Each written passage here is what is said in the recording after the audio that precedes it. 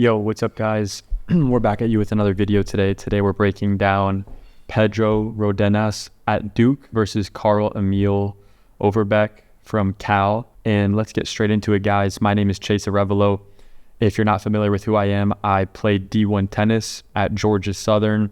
I was mentored by Nick Bollettieri when I coached at IMG Academy, and I was a director at the Rick Macy Tennis Academy, and I was mentored by Rick for about 2 years there. And yeah, so let's get straight into it, guys. I've worked with some players like Lulu Sun, who's top 50 on the WTA Tour, and let's go straight into it, guys. We're gonna break this down. Hope you're having an amazing day so far.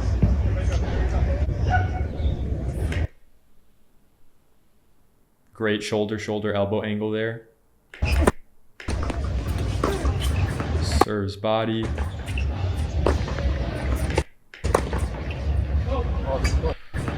So automatically notice how he's not patient staying in the cross-court rally. This is a textbook example of when not being patient enough in the cross-court rally will burn you.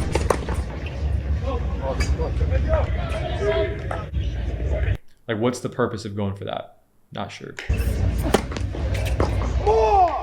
Good slicer.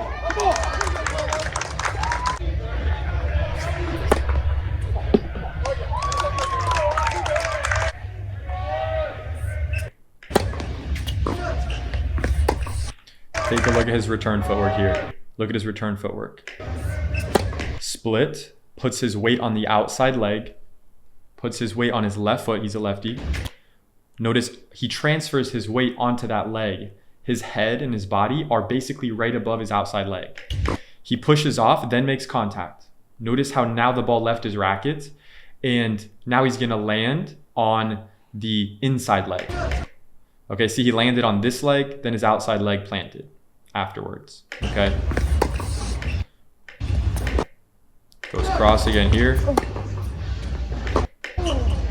Notice this guy over here, Pedro, is staying super patient in the cross-court rally.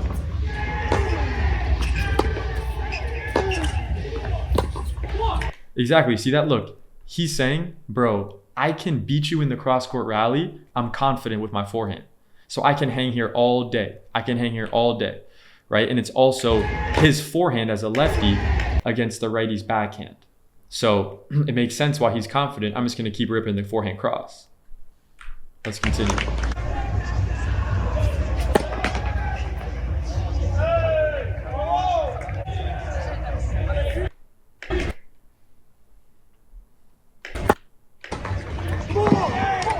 It's a big serve.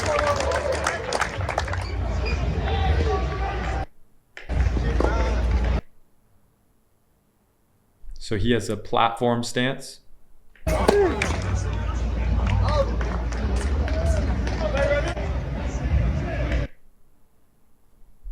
Guys, let me know in the comments, do you prefer a pinpoint or platform serve? And why do you prefer it? Let me know.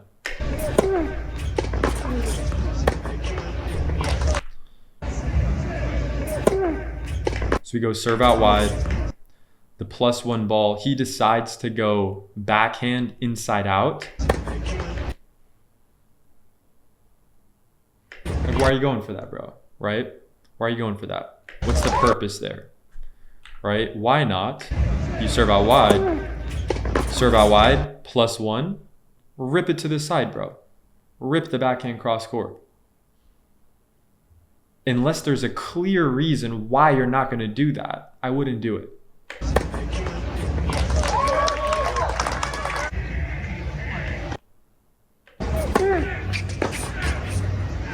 Notice he keeps his right hand, his non-hitting hand, on the throat of the racket until the ball bounces. Okay? Then once the ball bounces, he lets go of the racket and he keeps his hitting arm, his non-hitting arm, he keeps it parallel with the baseline. He also keeps it straight and level where you could balance something on top of it, where it's not going down like this and it's not going up, it's staying level. Okay? So with his arm, he's going here, he's not going like this, and he's not going like this, right? So he's keeping his shoulders level, so when he rotates, his shoulders will be level, okay? Let's continue.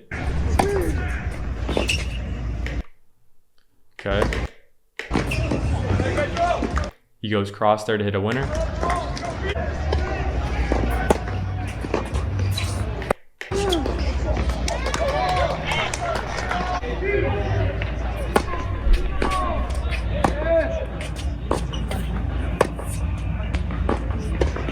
Forehand cross here.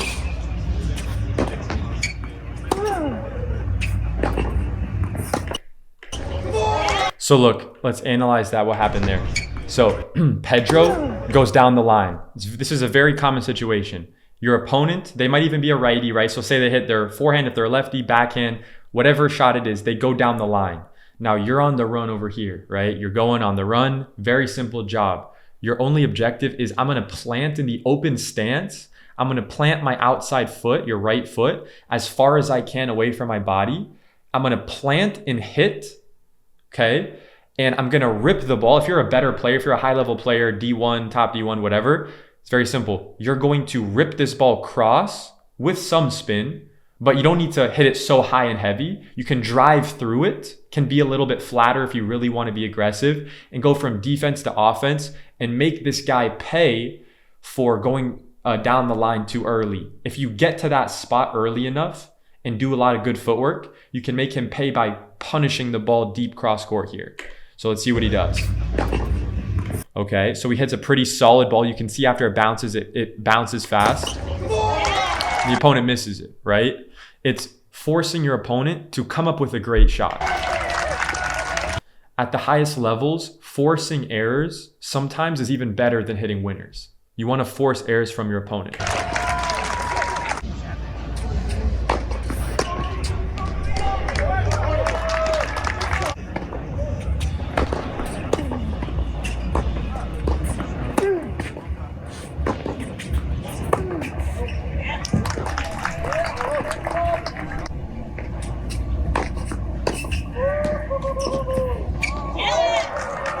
Wow. Okay, so here, he has a decision. Can I hit a winner inside out cross court? If yes, go inside out. If not, go down the line, inside in. He's probably gonna go inside in.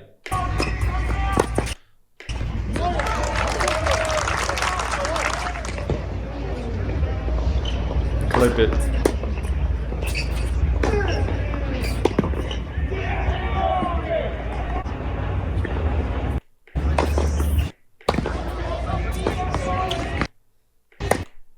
Notice how on the open stance, he pivots with his right foot pointing to the right side here.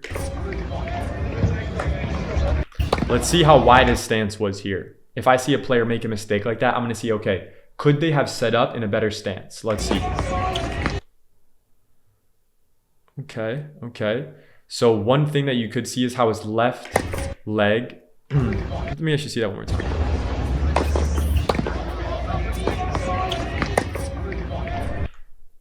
Not bad.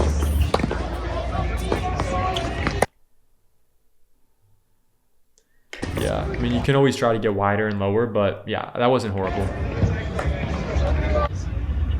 He just missed it.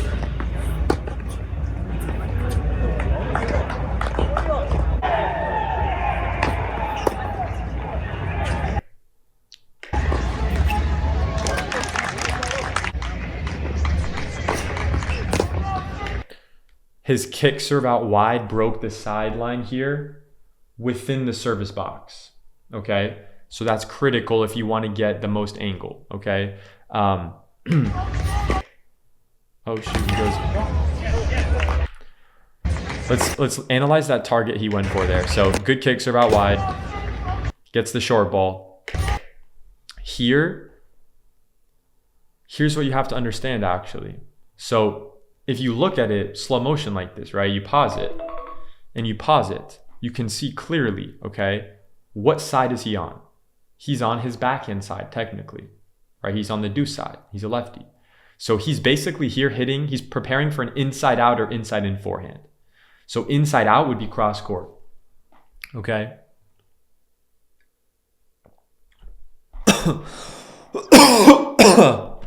Damn, about died there.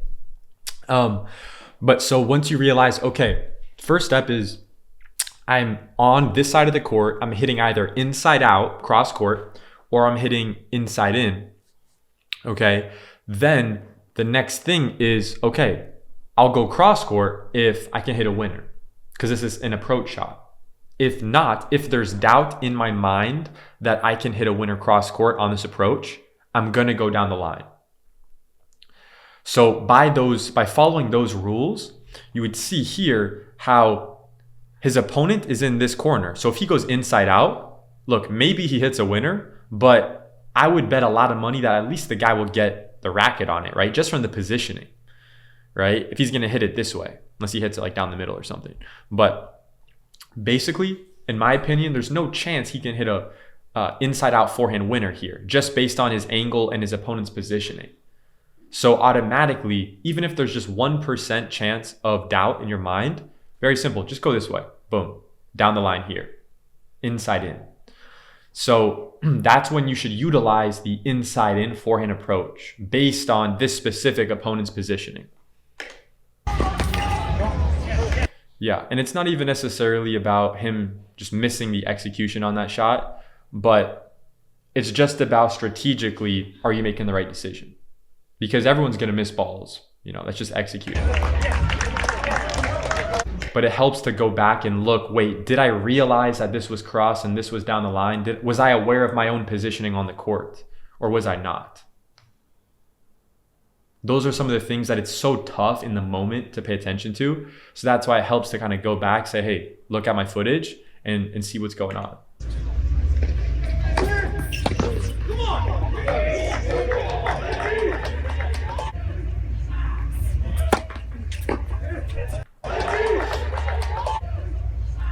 So if you look at Carl's serve, he has a textbook pinpoint serve that if you want to replicate this guy's serve. I mean, he hits a lot of really good checkpoints. When he steps his right foot, it's directly under his body. The ball of his right foot is about in the middle of his left foot in line here. And when he pushes from the ground, he gets a lot of vertical component going up. And he has full pronation here as well. So from the bottom to the top, he hits a lot of good checkpoints there.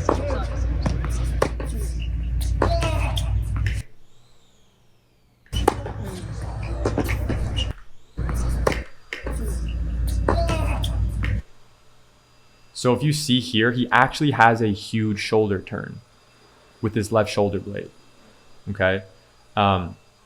But yeah, that's it for this part of the video, guys. I will see you in the next part. I hope you have an amazing day. See you in the next one. Subscribe to the channel if you haven't already. Yes, you subscribe. All right, I'll see you in the next one. Peace.